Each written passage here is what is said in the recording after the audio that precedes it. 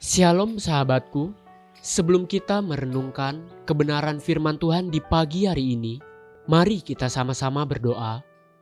Bapa Surgawi, berterima kasih atas kebaikan-Mu, mengucap syukur atas anugerah-Mu terhadap kehidupan setiap kami ya Bapa. Tuhan, saat ini kami rindu untuk mendengarkan kebenaran firman-Mu. Tolong jamah hati setiap kami, agar melalui kebenaran firman-Mu, kami boleh terus diubahkan, dan kami boleh terus diarahkan agar kami memiliki karakter seperti-Mu ya Bapa. Kuasai hati dan pikiran kami ya Bapa, agar kami boleh fokus mendengarkan kebenaran firman-Mu. Terima kasih ya Tuhan, kami siap mendengarkan kebenaran firman-Mu. Amin. Pagi hari ini, kita akan merenungkan kebenaran firman-Nya dengan tema Mempelai Wanita yang Dipilih. Mari kita buka Alkitab di dalam kitab Imamat 11, ayatnya yang pertama sampai keempat.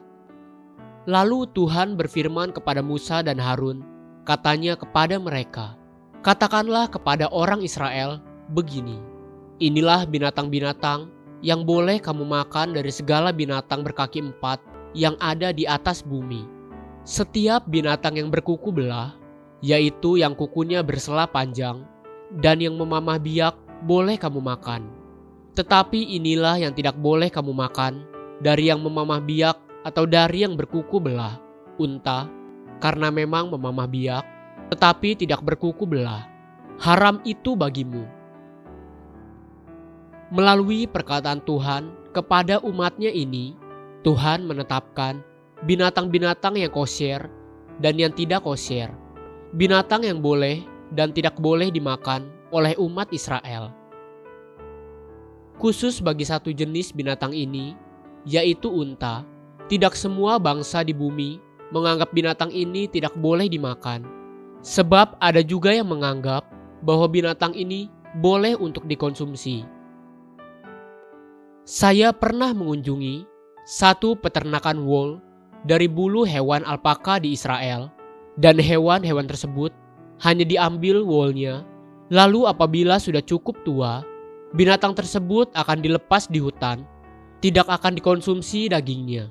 Sebab satu family dengan unta yang tidak berkuku belah. Dari serentetan binatang-binatang yang dianggap tidak kosher, unta adalah binatang pertama yang disebutkan sebagai binatang yang tidak kosher. Saya diingatkan akan satu peristiwa yang dicatat di Kejadian 24. Peristiwanya mengisahkan tentang Abraham yang menyuruh hambanya yang bernama Eliezer untuk pergi ke tempat asalnya dan mencari seorang istri bagi anak tunggalnya untuk menjadi mempelai wanita bagi Ishak. Ishak adalah pewaris janji Tuhan yang telah Tuhan berikan kepada Abraham. Dari rahim sang wanita yang akan menjadi istri bagi Ishak inilah akan lahir keturunan-keturunan yang akan mewarisi janji-janji Tuhan kepada Abraham. Mari kita gunakan kisah itu untuk melukiskan blueprint dan rencana agung Tuhan kepada kita, gerejanya.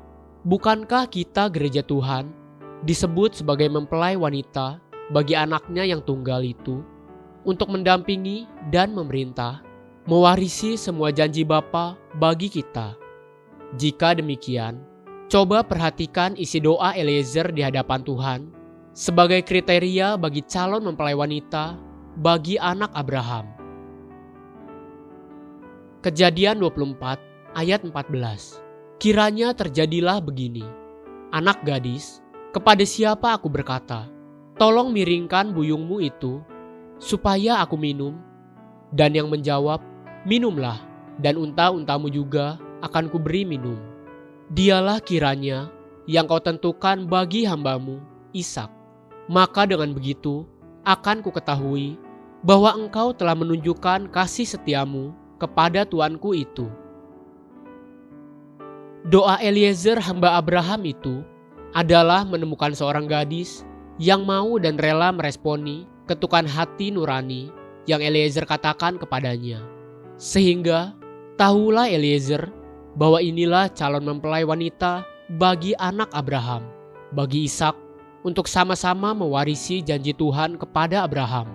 Doa Eliezer adalah bagi gadis yang mau dan rela memberi dia minum, dan bukan hanya dia, bahkan unta-untanya pun diberi minum. Itulah isi doa permohonan hamba Abraham.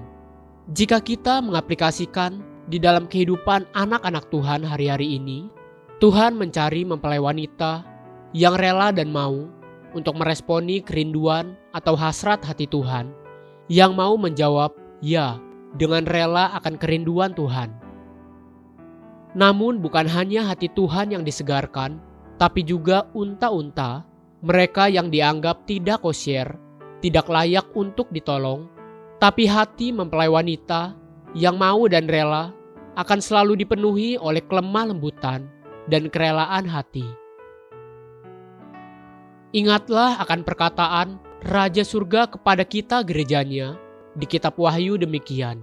Wahyu 3 ayatnya yang ke-20. Lihat, aku berdiri di muka pintu dan mengetok. Jikalau ada orang yang mendengar suaraku dan membukakan pintu, aku akan masuk mendapatkannya, dan aku makan bersama-sama dengan dia, dan ia bersama-sama dengan aku. Adakah hati kita rela dan mau menyegarkan kerinduan dia dan memberi makan mereka yang terabaikan? Haleluya, sahabatku, mari kita sama-sama berdoa. Tuhan, berilah aku hati yang rela dan setia untuk memuliakan nama-Mu. Amin. Jesus loves you, and so do I.